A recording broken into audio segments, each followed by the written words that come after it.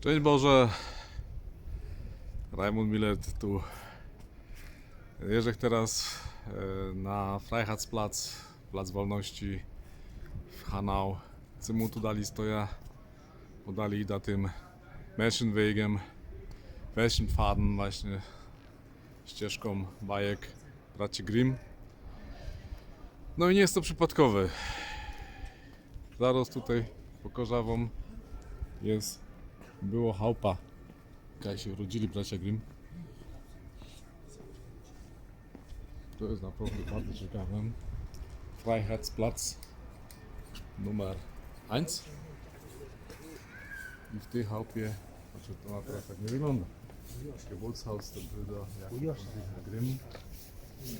An dieser Stelle erstmals Praderplatz 1 stand das Geburtshaus der Brüder Jakob und Wilhelm Grimm, die weltbekanntesten Märchensammler, Sprachforscher und politisch gehandelten Gelehrten, wurde am 4. Januar 1785 Jakob und 24. Februar 1786 Wilhelm geboren.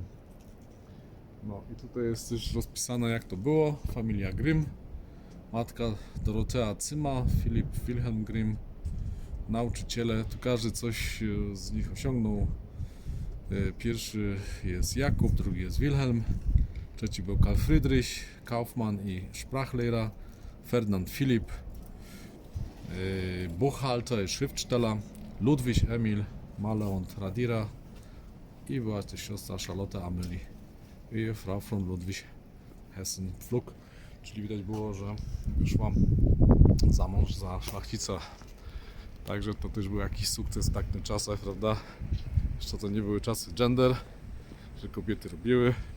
Zadanie było takie, żeby się dobrze za mąż i urodzić obu dzieci. Nie? Tak to było. Teraz jakoś te dzieci to nikt nie chce mieć. No ale to tak jeszcze raz tu pokazać. Wyglądało. Hanau.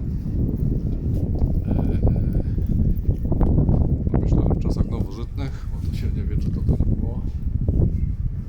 Tu mamy taką srogą mapa. Tak odbija zawsze to światło. No to jest Hanau.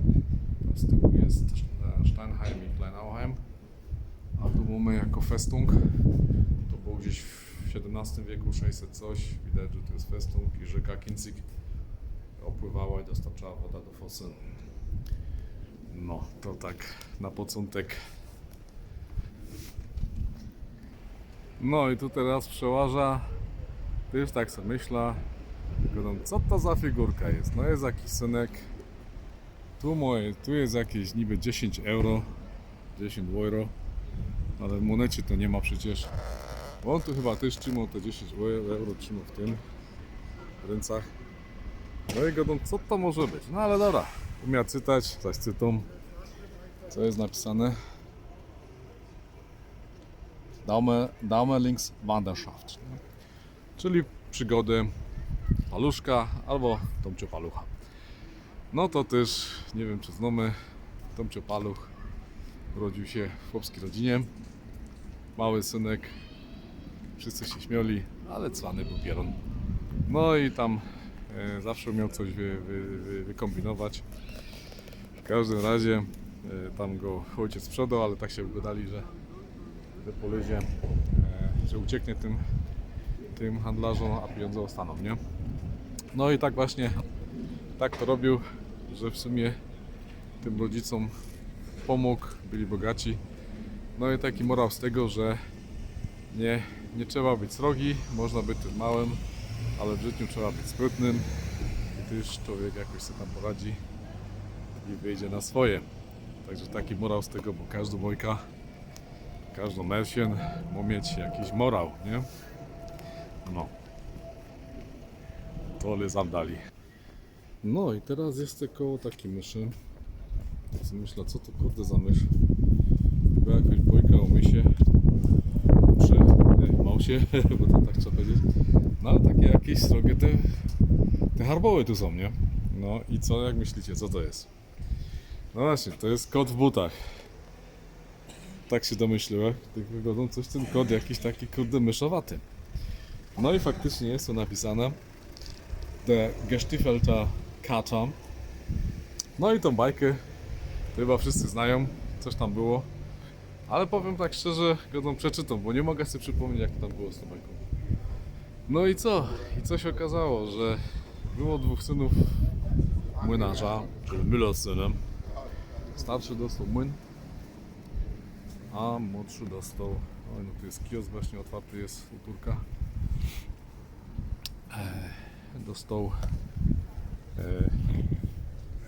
Dostał kota. No i się okazało, że wiadomo, no tak nie całkiem to uczciwie było, no ale jak tu podzielić młyn na pół? Jeden dostał młyn, miał z czego żyć, a drugi dostał kota. No ale ten kot powiedział tak: słuchaj młody, jak mi załatwisz buty, sztifle i worek, to ja ci spowoduję, że tu będziesz żył dostatnio. No i tak to zrobili, nie? Bo mu za ostatnie pieniądze kupił, tam miał parę groszy, kupił mu te buty, a ten to tak wycwaniakowo najpierw tam takie przepiórki przyniósł królowi, powiedział, że taki markiz, de Carabas go przysłał, później wciepnął kozą mu się kąpać, jak król przyjeżdżał go do ja, zbójcy napadli, te rojwry napadły mojego markiza Carabasa. No i na sam koniec później jednooki taki był jakiś olbrzym, co tam w zamku siedział. Ten mu powiedział: wiesz co, ja wierzę, ty jest dobry czarownik, ale jak ty się w mysz zmienisz, to naprawdę ja ci uwierzę. No i ty się zmienił w mysz, kot go cap. No i zamek był pusty i powiedział: ja to jest zamek od markiza Carabasa. I tym sposobem syn młynarza, czyli tak jak ja, Müllersohn, ożenił się z królewną, a później był królem. No to tak w tej bajce też się wszystko dobrze skończyło. No jest opowieść taka, że jakby nie każdy musi odziedziczyć coś, a przez spryt można też się jakoś dorobić i przez pracę w cudzysłowie. No widać, tu też ktoś właśnie ogląda ten Mädchenfaden. No i lezam dalej. Także tutaj znowu jest pochwała sprytu bardziej i odwagi. No i chyba też trochę pracy, nie?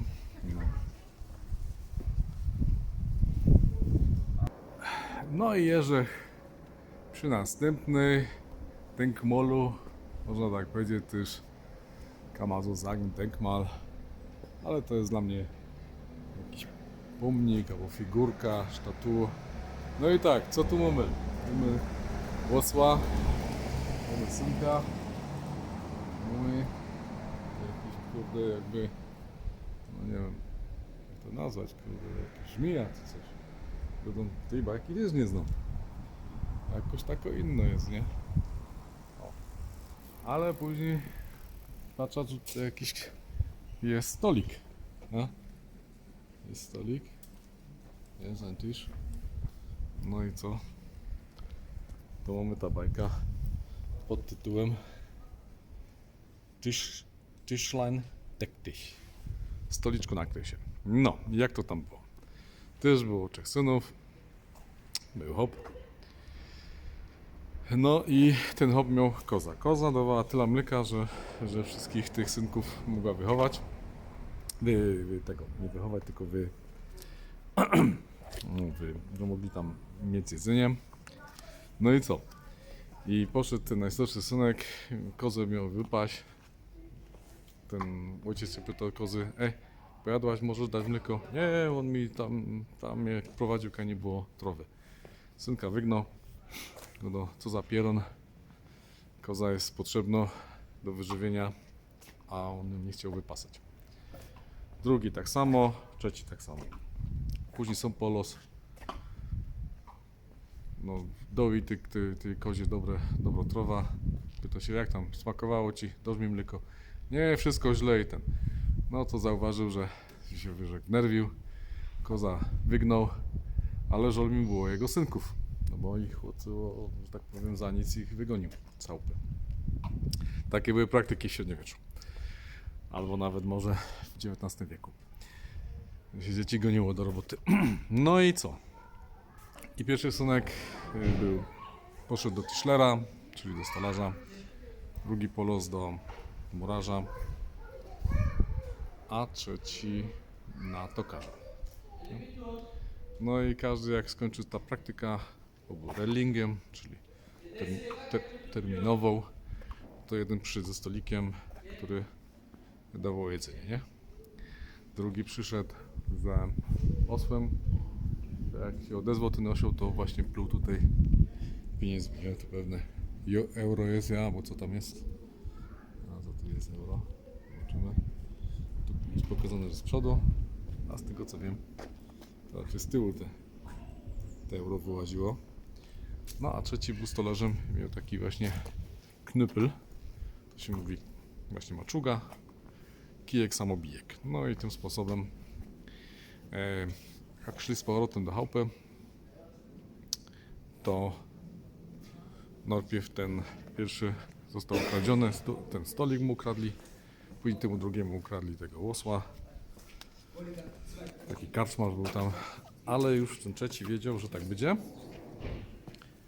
i zostawił pułapkę, taką falę zrobił na tego karczmarza i ten kij go pobił, kijek samobijek, no i szczęśliwie wrócili do chałupy. Także tutaj jest znowu taki morał, że praca się opłaca, uczciwa robota, trzeba zdobyć zawód, no i później można wyżywić rodzinę, nie? Tak by to można było z tej całej bojki jakiś morał wyciągnąć. Dobra, lecam dalej. No i mamy tu takiego janiołka, który sobie śpi. Taki engel. Ale to nie jest engel. To jest... Kto? To jest Dornröschen. Dobra. Tu mamy Dornröschen. Projekt jest Angrid Korn i Dietrich Heller. To jest bardzo fajnie tutaj, że jest napisane Patenschaft, czyli ci, którzy to sponsorowali. Diana und Martin Lukas, Hannover Märchenfahrt 2016. No w każdym razie to jest Śpiąca Królewna. No jak to było z tą Śpiącą Królewną? No to wiemy, albo nie wiemy. Była królewna taka. No i ten ojciec jej król miał 11 talerzy złotych. No i zaprosił 11 kobiet, a tych 12 nie zaprosił. A ona się okazała się być taką czarownicą, nie?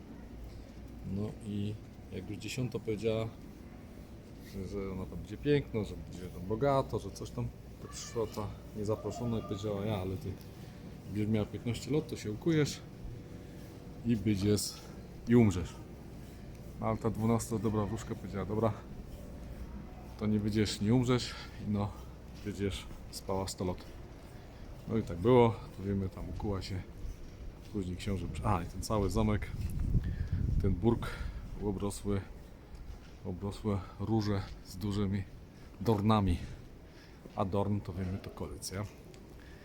No i tam później, jak już to 100 lat minęło, to przyjechał książę na koniku, no i tam te róże, te dorny całe się odsunęły, uwolniły ich, no i ją pocałował i tak to się skończyło, nie?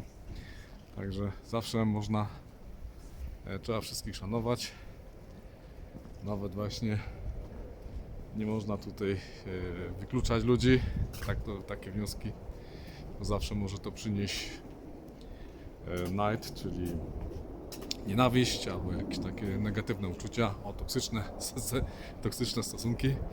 Także trzeba z wszystkimi dobrze żyć. To jest Nürnberger Straße tutaj. No i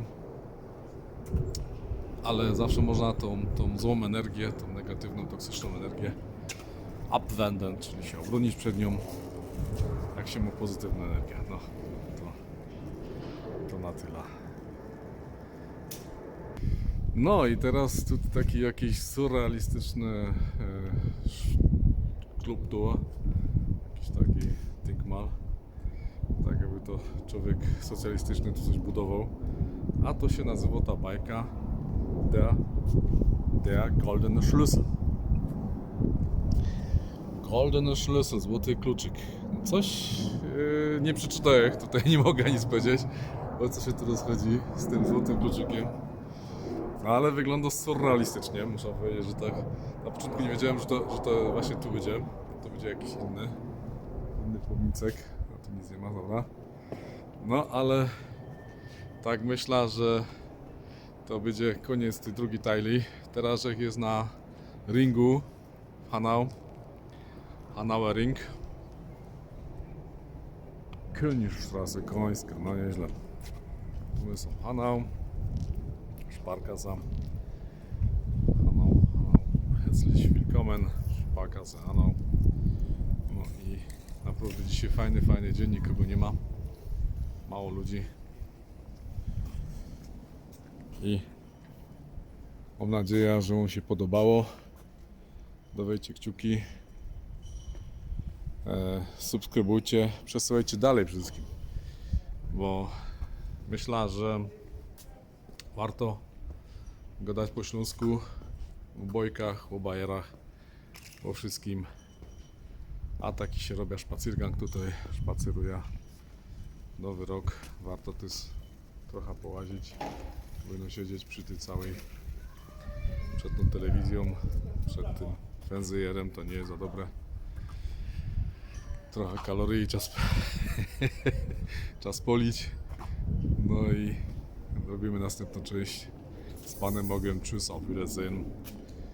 I chowcie się i ciepło. No.